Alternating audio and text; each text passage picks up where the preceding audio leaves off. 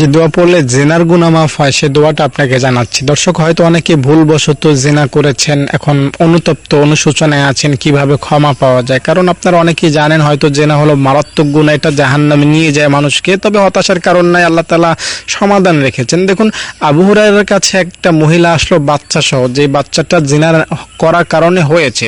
তো নবীজির কাছে যখন আবু হুরায়রা বিষয়টা জানতে চাইলে নবীজি সহজ সমাধান দিলেন, কোনো ব্যাপার না, আল্লাহ তাআলার কাছে মাফ চাইতে বলো, আল্লাহ তাআলা তাকে মাফ করে দিবেন। অথচ আবু হুরায়রা তাকে বলেছিলেন আগে যে তোর কোনো ক্ষমা নাই, তোমার কোনো ক্ষমা নাই, আল্লাহ তাআলা তোমাকে মাফ করবো না, যাও এখান থেকে। কিন্তু নবীজির দরবার থেকে আবু হুরায়রা জানতে পারলেন যে না, ক্ষমা আছে। তাই আপনাকে হতাশ করছি না, আপনাকে গ্যারান্টির বাণী শোনাচ্ছি, ওয়ারেন্টি না।